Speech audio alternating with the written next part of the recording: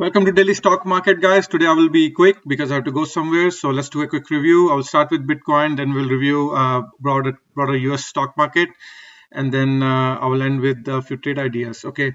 And before I go further, if you're liking this video, please hit the like button. Only takes you 1 second to hit the like button. It's the thumb button. And if you're making money, want to thank me and want to donate, there's a PayPal link. I would appreciate all your donations. All right. So Bitcoin, nothing changed, although it's pumping 1%, but nothing changed from my perspective. You can see divergence are still intact. You can see RSI and PPO showing divergence, price going higher, and Bitcoin, these momentum indicators are going lower. Even on 1 hour chart, although we did not make a high, but even if we made a new high, it would be on a divergent high.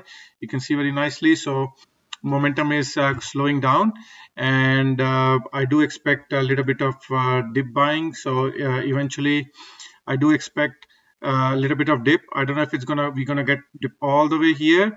There's also support on this 50 daily SMA line. If you get a dip here, even if until here, look to buy this dip, and then we're gonna have one final rally before a final move down in October. Okay, that's what my anticipation is. Ethereum, same thing. Nothing changed here as well.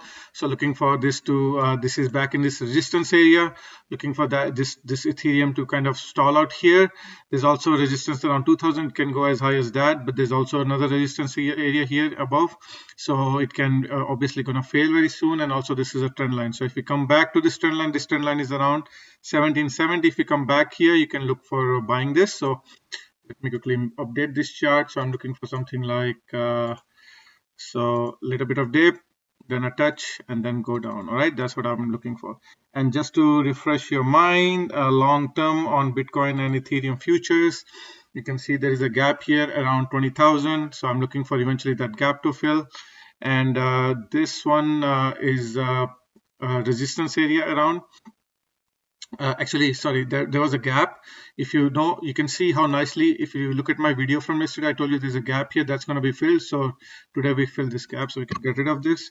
You can see how nicely it's very easy to predict trades. Yesterday I told you there's a gap, it's going to fill, and today they just filled it. And probably this rally is just to fill this gap. Ethereum had no gap, so there's nothing to worry about here. But just remember, Ethereum has a big gap here around 14,828, so that gap will be eventually filled. Just be mindful of that. I don't know when it's going to be filled, but you can probably put an order here right now and wait for that gap to fill. Okay, guys, that's it for Bitcoin and Ethereum. I'm going to move to broader indices and US 500 to start with. We're getting this bounce, but this bounce will most likely fail. So I'm expecting, if you really want to draw a macro picture, I'm expecting this bounce to fail maybe tomorrow or day after, and then come back lower. So I'm expecting next week want to buy and then eventually go higher, and then this is what I'm expecting. This is my ideal case. The reason is because it's still not lower than what I anticipated. It is possible this could be it, but I think most likely we're going to have this dead cat bounce before we go lower, and then we will bottom here, and then we get a rally. Okay, that's my number one scenario. And then let's quickly look at SPY, which is the ETF we use to trade S&P 500. If you go to 1 hour chart, you can see some gaps are filled, so you can get rid of this gap. Now there's still some gaps here. There's a gap right here around 437, and there's another dividends gap around 438. I don't know if all these gonna be filled. Also, there's a gap at the bottom here around 420. So there are gaps up, gaps down, and we'll see what happens. But now again, I have to adjust this. So I think most likely we're gonna go fill this first gap, go down, and then go higher, and then eventually go lower. Okay, so I'm going to get rid of this. We got to update test cases based on that. And let me get rid of these lines here. So we'll see. I think next week is when we're going to bottom. From my perspective, this is the week I'm looking for more dump this week, and then next week I'm looking to buy this rally, buy this dip. Sorry. Triple Q, same thing.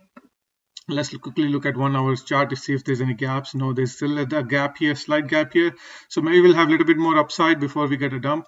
So tomorrow could be an up day, but if tomorrow there's a gap around 366, if that's filled, look for this rejection. So basically, I'm looking for something like this, rejection, at minimum this gap here, and also there's another gap here. Eventually, all these gaps will be filled. Stay away from tech sector. I'm not touching it. I think most of the rally is done. We might have already seen the high. Or most likely we'll have another back test of this high and then eventually fail. Okay, so that's what I'm expecting on triple Qs. Dow Jones, let's quickly DIA. And let's see on 1 hour chart, looks like we filled some more gaps. You can see how nicely we always fill these gaps. So this gap is also filled. And there's another massive gap up, massive gap down. I don't know which gap will fill first, but if I have to make a clue from S&P 500 chart, I think eventually we still want to go a little bit lower, and we can even come as low as here, but it's in the buy zone. Yesterday I told you this is in the buy zone, so we got this rally, looking for a little bit more dump and then eventually go higher. IWM ETF, and looks like this one is also filling some gaps here. So let's get rid of this gap. There's a gap here, and this is not a gap. There's just one gap up and one gap down.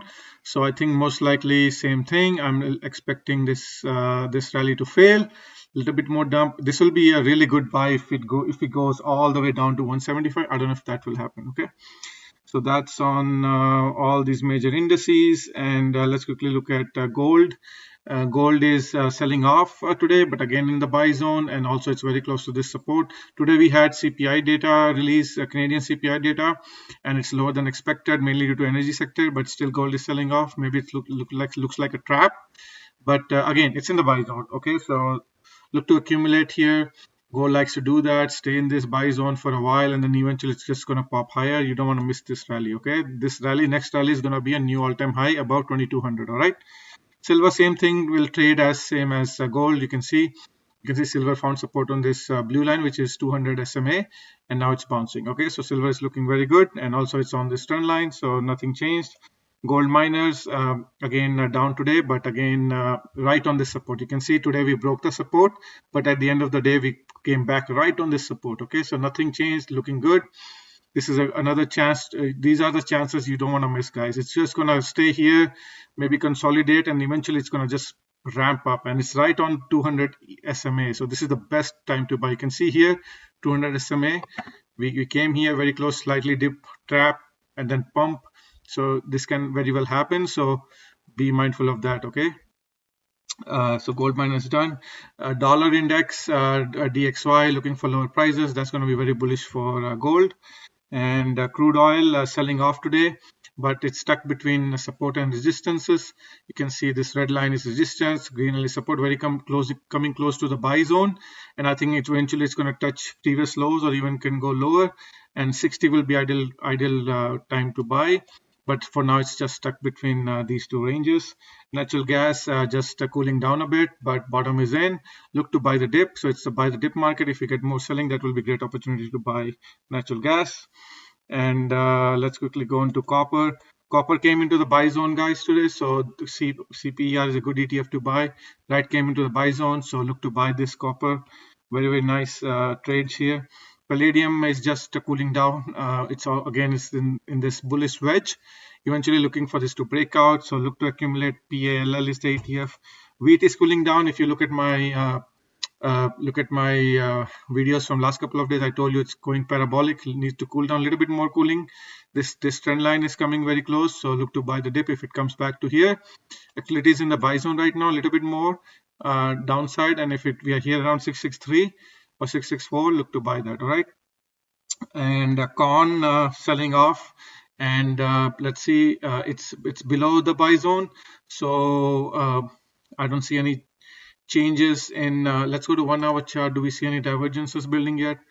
And you can see a little bit of divergence, but I would like to see some more. So if it consolidates here, you can see if I draw Fibonacci retracement, it's right on this level here, 0.596. So it could be a good buy time right now on corn.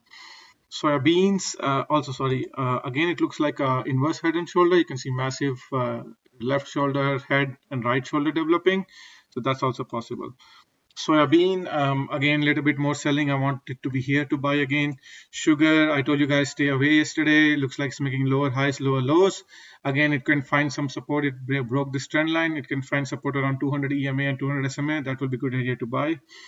And let's quickly look at bonds. So bonds, I'm looking for equal lows or lower lows, a little bit more downside and then a pump. So a little bit more to go before a pickup. And energy sector, XLE, oil was down 2.5%. XLE is holding very nice, but however, there are some gaps here. So just be wary of this gap. Actually, there is this gap here around $71. That will be my target, but it's not selling off. So it looks like it might want to bottom sooner than later. Let's go to 1 hour chart. Do we see any gaps here? No, there's no gaps here. Utility sectors is holding very, very well. Again, flat today, but it's on this trend line. You can see very nicely how nicely it's on this trend line. So everything is good. XLV, again, just consolidating below this 50 SMA. Whenever this breaks, it's going to be an explosive breakout. And XLI, which is again going higher, but looking for this bounce to fail and then go for lower prices before eventual bounce higher. And real estate sector is up 1%. And for real estate also looking like it's on this trend line. So I have to fix this trend line a bit on real estate sector. So you can see how nicely it's on trend line, and we're just bouncing. There's some gaps. Looks like it. All these yellow gaps are up to fill. XLF sector bouncing. Looking for a little bit more downside before finally making a bottom. You can see this cycle low is coming here. So if we come around here around $32, that will be really good area to buy financial sectors. Okay, so let me adjust this line very, very nicely here. And let's quickly look at some of the tech stocks. Tesla is bouncing after 6% down yesterday. There's also a gap here, still not filled. All these green lines are the gaps to fill. So most likely this is like a dead cat bounce before we go lower, and eventually a pump and then lower. Apple made a new high, looks like, but again on divergences. So I'm staying away from tech sector, guys. I don't have no reason to buy tech sector because I think it's going to drop 13 to 14%. These evaluations are really high, but be careful. That's what I'm saying. You can trade, but be very quick. If you're trading tech, be very quick, okay?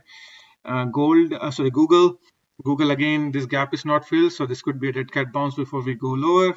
Microsoft up 1.8%, but again, multiple gaps to the downside. Looking for these gaps to fill. Meta up 3%. Again, you can see it's holding this trend line, this white trend line. If I hide this SMA line, so you can see how nicely it's holding this trend line. So yesterday they fake out, and today I think we created a gap. Yes, no, gap was, yeah, there is slight gap left. So you can take this as a little bit of gap, still not filled. So here, let's quickly draw it. And let's make it a green.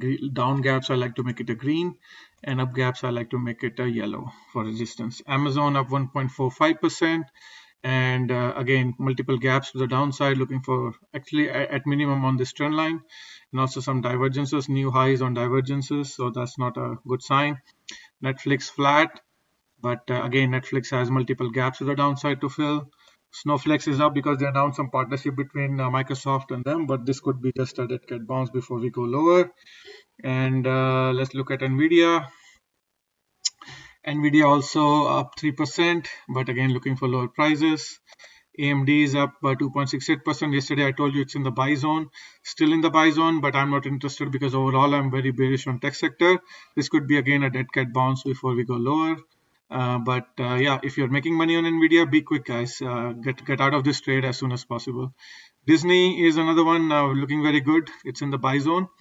So this is a big, you can see if I draw like a weekly chart, you can see how nicely Disney is like right where it was. This price is right where it was in 2015, 2014. So the whole area, this could be a giant flag.